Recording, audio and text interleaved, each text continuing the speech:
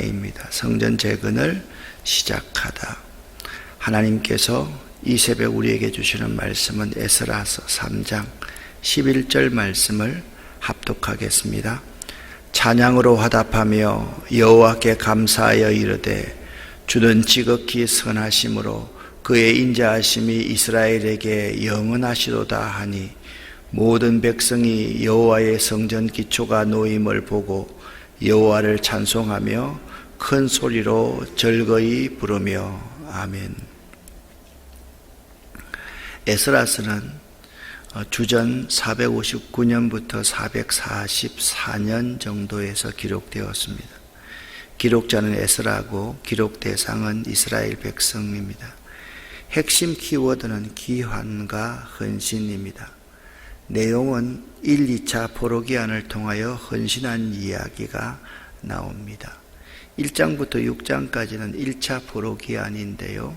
스룹바벨 총독을 중심으로 1차 포로기한이 일어나고 1장부터 6장까지에서 7장, 10장 사이에는 60년간의 간극이 있습니다.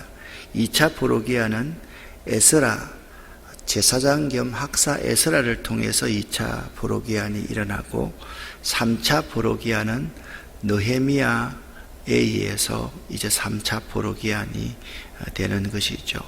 에스라라는 이름의 뜻은 하나님이 도우신다 라는 의미를 가지고 있습니다. 에스라서를 장별로 요약을 해보면요, 에스라서는 1장부터 10장까지로 이루어져 있는데 1장은 성전 재건을 선포하는 고레스, 2장은 1차 포로기한 포로 목록 돌아온 자들의 이름인데 1절부터 72절까지 아주 많은 이름이 나와 있기 때문에 2차 포로기한의 2장의 강해는 생략하고 오늘 3장으로 넘어갑니다. 3장 오늘 내용은 예수아와 스룹바벨이 성전의 기초를 놓는 이야기가 나오고요. 4장은 방해 때문에 성전 재건 공사가 중지되는 이야기, 이때 15년 동안 성전 공사가 중지됩니다.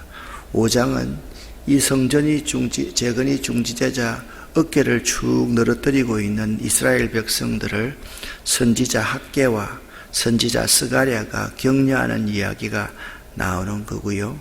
6장에서는 성전을 완공하여 헌당하는 이야기가 나옵니다. 이 사이에 60년간의 간극이 있다고 말씀을 드렸습니다. 7장은 에스라가 예루살렘으로 돌아오는 이야기입니다. 주전 457년에 2차 포로기한이 이제 이루어지는 것이죠. 8장은 2장과 마찬가지로 함께 간 자들의 명단이 기록되어져 있고요. 9장은 백성들의 죄에 대한 에스라의 자복 기도입니다. 특별히 이스라엘 역사에 있어서 이스라엘이 타락하게 된 결정적인 원인은 뭐냐 하면 결혼입니다. 이 결혼을 통하여서 이스라엘의 순수한 야훼 신앙 이 자체가 훼손이 되는 것이죠.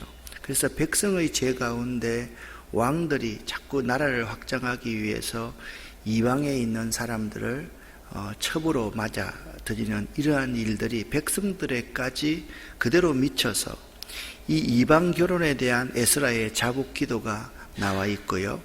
에스라서 10장에서는 백성들의 회개와 자폰자들의 명단을 소개하고 있는 내용으로 끝나고 있습니다. 자, 이 내용보다 더 중요한 것이 바로 이 도표입니다. 여러분과 제가 어제 이 도표를 보았는데요. 에스라서 1장부터 6장까지의 내용 보시면 스룹바벨이 기한하고 성전 건축을 시작하는 것이 오늘 3장까지의 내용입니다. 건축이 중단되는 것은 4장의 내용 아닙니까? 그리고 건축이 재개되고 성전 건축이 완공되는 것이 6장까지의 내용입니다. 이것이 1장부터 6장까지가 1차 포로기한을 다루고 있고요. 7장부터 10장까지가 2차 포로기한을 다루고 있습니다. 이 사이에 어떠한 일이 일어나는가 하면 죽으면 죽으리이다 라고 하는 에스더 이야기가 나옵니다. 아하수에로 왕 때에 에스더와 모르드게를 비롯한 유대인들을 하만이 다 죽이려는 음모를 그렇게 갖게 되지요. 정말 죽을 뻔했는데 하나님의 은혜로 이스라엘 백성들이 살아납니다. 그것이 불임절이죠. 그 2차 에스라를 통해서 학사 에스라 겸 제사장 에스라가 2차 프로기안을 이끌고 있고 3차 프로기안은 느헤미야를 통해서 이끌어가고 있다. 그러면 여러분 에스라가 누구인지에 대해서 잘 알아야만 됩니다. 에스라는 어떤 사람이었습니까? 에스라는 아론의 아들 엘라살의 후손으로서 제사장이요 모세 율법에 익숙한 학사였습니다.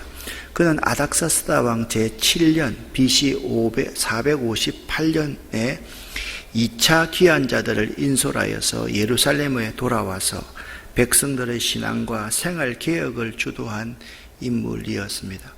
말씀드렸듯이 중요하다고 말씀드렸습니다. 에스라서 1장부터 6장까지는 1차 기한을 말하고 있습니다. 이때의 지도자가 스룹바벨입니다. 스룹바벨은 성전을 재건하고 완공할 때까지의 총독이었습니다. 2차 기한은 7장부터 10장까지인데 에스라가 성전을 완공하고 나서 그 내면에 이스라엘 백성들의 내면을 개혁하는 이야기를 기록하고 있는 것입니다. 에스라서의 주제는 어제 몇 번씩 여러분과 함께 외웠습니다. 놀라운 하나님의 은혜입니다. 나를 향한 놀라운 하나님의 은혜, 우리 가정을 향한 놀라운 하나님의 은혜, 우리 자녀들을 향한 놀라운 하나님의 은혜, 이 민족을 향한 놀라운 하나님의 은혜에 대해서 에스라서는 말씀하고 있습니다. 특별히 이스라엘 백성들의 모습을 보면 정말 용서받을 수 없는 죄인이었지 않습니까? 어떤 죄인이라 할지라도 결코 포기하지 않으시는 하나님의 사랑과 열심을 에스라서는 잘 보여주고 있습니다. 제가 이 에스라서를 보면서 제 옛날 생각이 많이 났습니다. 저는 옛날에 교육전서 할 때 참 열심히 특심했습니다.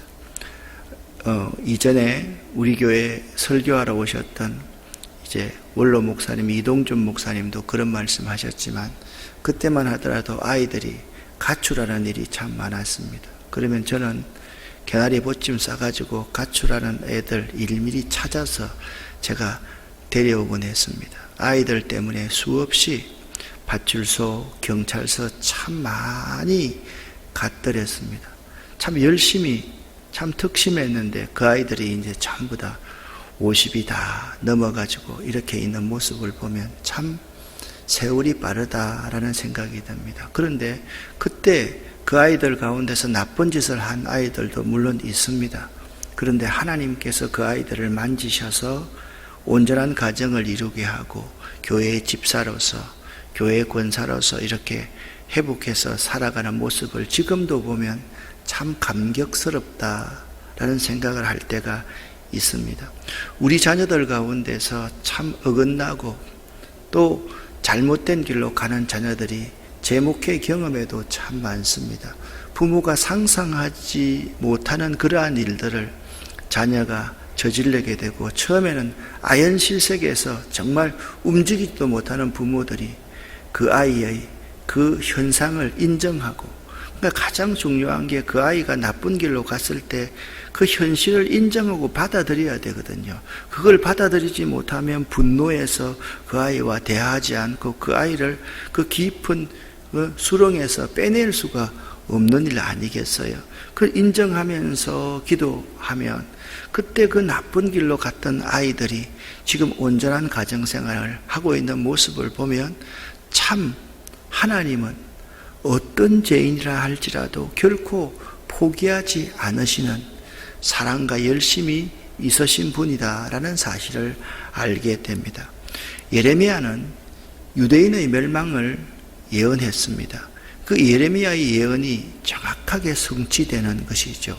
70년 후에 다시 되돌아올 것이다. 이 예레미야 예언 성취를 통해서 하나님의 신실하심과 또한 우리가 온 마음을 다하여 사랑하고 섬기며 의뢰할 수 있는 분이 여호와 하나님 한 분밖에 없다라는 사실을 에스라서는 우리에게 잘 보여주고 있습니다. 사랑하는 여러분, 생각 한번 해보십시오. 바사의 고레스 왕이 노예였던 유대인의 기한을 허락할 줄 누가 상상이라도 했겠습니까?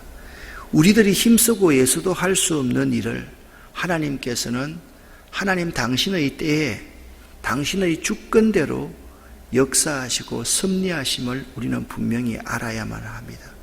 유대인들은 그들의 힘으로 다시 성전을 건축하는 감격의 순간을 지금 맞이하고 있습니다. 그들의 힘으로라는 말은 그들의 손으로라는 말입니다. 하나님의 전적인 은혜였지만 그들의 죄로 무너뜨렸던 성전을 그들의 손으로 다시 회복하는 그러한 감격의 순간을 맞이하고 있는 것입니다. 에스라서 3장의 그림입니다. 다시 세워지는 성전, 이 순간은 아마도 그들에게 잊을 수 없는 감격의 순간이었을 겁니다. 오늘 3장 13절 12절에 보면 이 순간을 참 잘 묘사하고 있는데 그 묘사된 성경 구절을 여러분들이 주의 깊게 전개될 때 볼 수 있어야만 합니다. 아마도 그들은 감격의 눈물을 흘리면서 성전 재건 사역을 시작했을 것입니다. 나이 많은 사람들은 나이 많은 사람으로 감격의 눈물을 흘렸을 것이고, 젊은 사람들은 다시 성전을 재건할 수 있다는 이 기쁨과 찬송으로 함께 마음이 하나가 되었던 것입니다. 어제 여러분과 함께 읽었던 시편 126편 1절부터 6절까지 말씀을 다시 한번 묵상해 보기를 원합니다. 여호와께서 우리들의 포로를 되돌리실 때에 우리가 꿈꾸는 것 같았도다. 그때 우리의 입에는 웃음이 가득하였고 우리의 혀에는 찬양이 찼었도다. 우리는 기쁘고 또 기뻤습니다. 감격했습니다. 눈물을 흘렸습니다. 그래서 5절 6절 말씀을 보니까 눈물을 흘리며 6절에 울며, 그들의 삶에 성전을 다시 재건한다는 이 사실은 눈물이 있을 수밖에 없고 이 눈물과 동시에 기쁨도 함께 존재했다라는 사실을 알 수가 있는 것입니다. 드디어 오늘 에스라서 3장 1절부터 6절까지의 말씀은 제단을 쌓고 다시 제사를 드리며 절기를 지키기 시작하는 되돌아온 이스라엘 백성들의 모습입니다. 자, 이 그림을 한번 보시기를 바랍니다. 성전에 돌 그 자체가 돌 위에 돌이 포개져 있고 풀 한 포기도 자라지 않는 성전 폐허의 장면입니다. 이스라엘 백성들에게 성전의 폐허는 어떤 의미가 있는 것입니까? 이제 모든 것이 끝났다. 게임 오버가 된 것이죠. The end. 모든 것이 다 끝났다는 것을 알리는 신호와도 같은 것이었습니다. 그들이 돌아보니까 성전이 없는 거예요. 돌들만 있는 거예요. 풀만 무성한 거죠. 모든 것이 끝났다. 그 절망이 그 속에 있었던 것입니다. 그들의 눈앞에 무너진 성전은 자신들이 믿는 여호와 하나님으로부터 버림받은 듯한 절망감이 솟아올랐을 것입니다. 그런데 지금 그 반대의 현상이 일어나고 있는 것입니다. 이 성전의 무너진 돌을 자기들의 손으로 하나하나 다시 추스려서 세우고 있다라는 것입니다.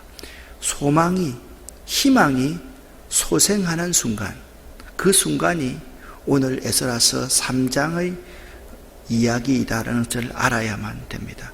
그들은 1절부터 6절까지의 말씀을 보면 돌아와서 함께 모여 성전 재건을 시작했습니다. 그런데 그들의 마음이 얼마나 하나가 되었는가 하면 1절 하반절 말씀에 보니까 그들이 일제히 예루살렘에 모였다라고 말씀하고 있습니다. 말하니까 모든 사람이 다 예루살렘에 모였습니다. 그리고 2절 중반절 말씀을 보니까 그의 형제들이 모두 다 일어났다라고 말씀하고 있습니다. 한 사람도 예외가 없었습니다. 그리고 5절 하반절 말씀을 보니까 사람이 여호와께 예물을 드렸는데 기쁨으로 예물을 드렸다. 여러분, 그들이 포로생활, 노예생활 하면서 돌아왔습니다. 무슨 돈이 많았겠습니까? 그들이 무엇이 있었겠습니까? 그런데 적은 예물이지만 그들은 기쁨으로 일제히 예루살렘에 모여서 다 힘을 합하여서 성전 재건을 시작하고 있다라고 증언하고 있습니다.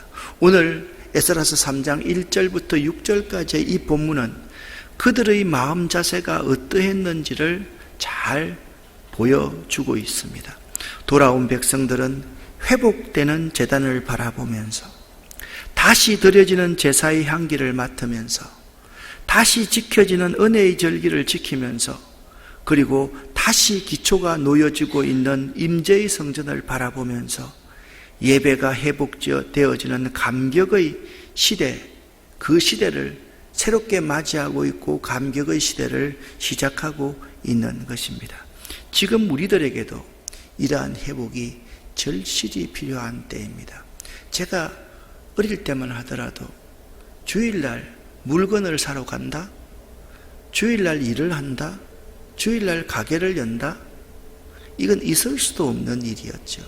생각 한번 해보십시오. 여러분 어린 시절을 한번 생각해 보십시오. 모든 것 토요일까지 다 마쳤습니다. 주일날 온전히 하는 일이라고는 우리는 새벽이 되면 꼭 교회에 갔습니다. 그때는 아침에 조기 청소라는 것이 학교에 있었지 않습니까? 조기 청소를 마치고 나면 성전에 가서 다 걸레 하나씩 들고 그 유리창, 날마다 닦는 유리창을 닦고 또 닦고 냈습니다. 그 유리창 닦을 때 우리는 열심히 하는데 또 장로님들이 와가지고 혼을 내킵니다. 이게 뭐 유리를 닦아놓은 것이냐고. 하나님 성전을 이렇게 해서는 되겠느냐고. 아니 열심히 하고 혼나는데 참 기뻤던 시기였다라는 생각이 듭니다. 지금의 우리의 모습은 어떻습니까? 주일날 예배드리고 나서 우리 하고 싶은 일 다 합니다. 주일날 놀고 싶은 거 다 합니다. 어떤 사람들은 중직자이면서도 주일날 놀러 다닙니다. 주일날 여행 다닙니다. 여러분, 우리에게 정말 회복이 필요한 때가 아닐까. 겉의 건물, 예배당은 아주 화려하게 다 세워져 있지만 우리의 성전이신 예수 그리스도가 무너져 내려있는 돌 위에 돌 하나도 남아있지 않는 그러한 회복의 때가 지금 이 시기라고 생각합니다. 여러분은 어떻게 생각하십니까? 우리에게 예배의 회복, 성전의 회복, 성도의 교제의 회복, 희망의 회복, 분열에서 통합의 회복의 필요한 시점인 것입니다. 저는 이 사회에 서로 진영을 나누어서 서로 이 진영이 이 진영을 공격하고 이 진영이 이 진영을 공격하는 시초는 우리 교회에 있다라고 생각을 합니다. 여러분, 우리 초기에 우리 한국 교회는 모이면 기도하고 흩어지면 봉사하는 교회, 전도하는 교회였습니다. 이 소수의 1%, 2%의 그리스도인밖에 안 되었지만 이 그리스도인들이 민족을 움직이는 그루터기 씨앗이 되었던 것이 우리의 모습입니다. 우리가 60년대, 70년대, 80년대 교회의 성장을 이루면서 우리는 교회 내에서 날마다 서로 진영을 이루어서 이쪽 진영이 이쪽 진영과 싸우고 모이면 기도하지 않고 모이면 싸우고 서로 미워하고 서로를 정죄하고 똑똑한 사람들이 너무 많아가지고 교리를 따지면서 법이요 하면서 지금까지 우리의 모습이 이렇게 되어 있는 현실임을 알아야만 합니다. 우리 목사님들과 장로님들이 모이는 회의에 가보면 정말 안타까울 때가 너무나도 많습니다. 그 돈 10만 원 그게 5만 원 그게 뭐라고 그것 때문에 규정을 세우자 원칙을 세우자 그렇게 말하는 걸 보면 참 안타까워서 견딜 수 없는 경우가 많이 있습니다. 사랑하는 여러분, 우리에게 진정으로 필요한 것이 회복임을 오늘 성경은 우리에게 잘 가르쳐주고 있습니다. 오늘 에스라 3장 7절 말씀 한 절에서는 성전 재건을 위한 자재를 준비하는 모습을 우리에게 보여주고 있습니다. 이에 석수와 목수에게 돈을 주고 또 시돈 사람과 두로 사람에게 먹을 것과 마실 것과 기름을 주고 바사왕 고레스의 명령대로 백향목을 레바논에서 요파 해변까지 운송하게 하였더라. 준비가 중요합니다.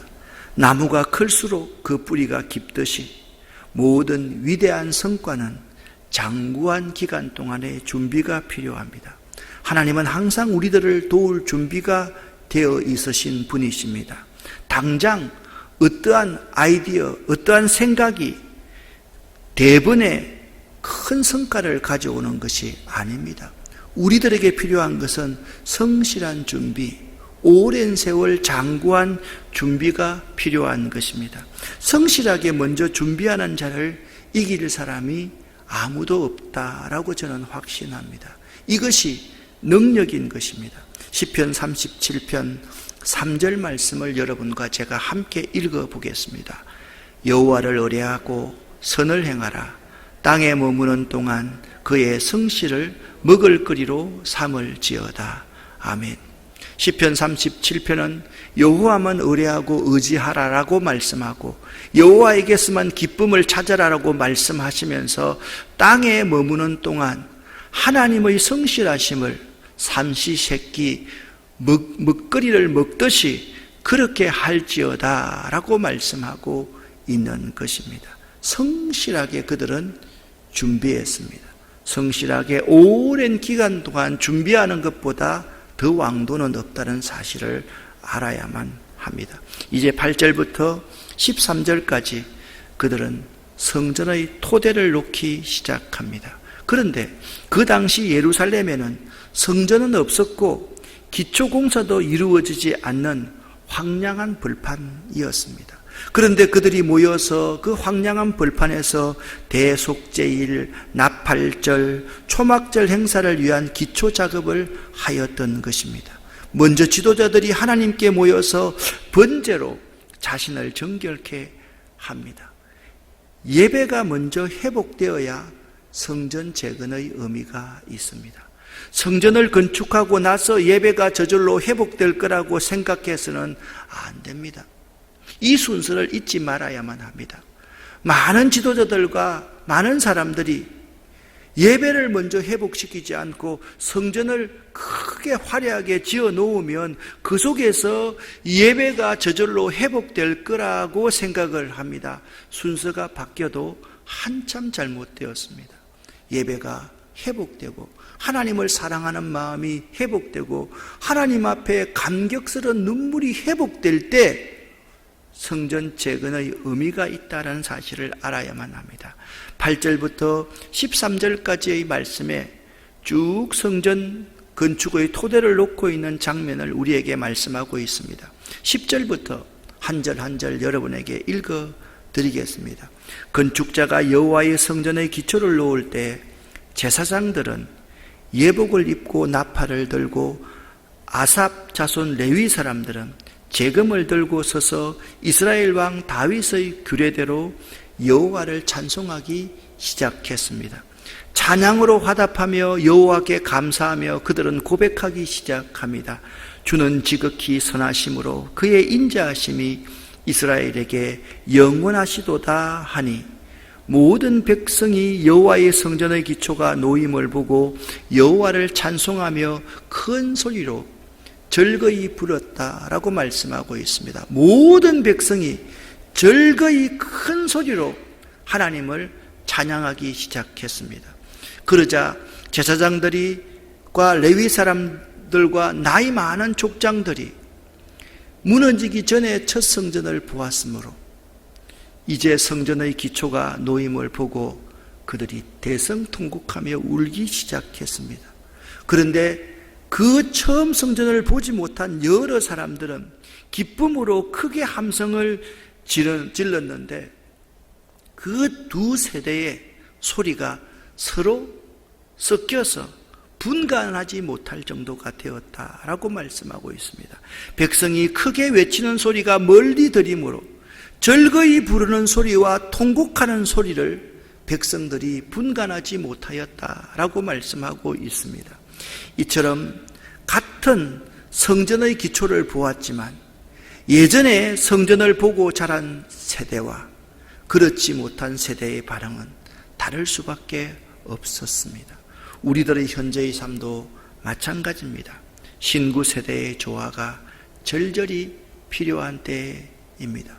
보릿고개를 넘기면서 이렇게 하나님의 성전을 만들어 왔고 이 경제를 일으켰던 그러한 세대, 이 세대는 지금 젊은 세대들이 하고 있는 이러한 일들이 매우 부담스럽고 두렵고 떨리고 위태위태하게 생각될 것이다 라고 생각합니다. 이 신구 세대의 조화가 민족에도 필요하고 이 하나님의 교회에도 너무나도 필요하다는 사실을 알아야만 합니다. 교회에 너무 깊이 이념들이 들어와 있습니다. 이 하나님의 말씀보다 이념과 정당의 가치가 교회를 지배하고 있는 시대가 되어버렸습니다. 하나님께서 지금 이 시대에 우리들에게 말씀합니다. 여러분, 사랑하는 여러분, 여러분의 무너진 성전을 다시 수축하십시오. 여러분의 무너진 성전을 다시 재건하십시오 라고 하나님께서 지금 우리에게 말씀하고 있습니다. 여러분 13절 말씀을 다시 한번 명심하기를 바랍니다.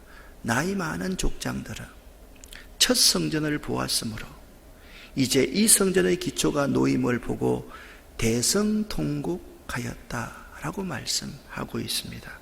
이에 여러 사람은 기쁨으로 함성을 질렀습니다. 사랑하는 여러분, 한국교회가 조화롭게 될 수 있도록, 이 사회가 조화롭게 될 수 있도록 기도하시기를 부탁을 드립니다. 나이 많은 세대는 젊은 세대들을 이해하고 포용하고 받아들이고, 젊은 세대들은 나이 많은 세대들, 옛세대들의 그 경험과 경륜을 존중할 줄 아는 이민족 교회가 될 수 있어야만 합니다. 어느 하나는 잘못되었고 어느 하나는 잘했다는 것이 아닙니다. 역사의 가장 위험한 것은 지금만 최고이고 과거는 잘못되었다고 단죄하는 것입니다. 역사는 디스컨티뉴티가 되면 안 됩니다. 단절되면 안 됩니다. 역사는 연장석상에 있는 것입니다.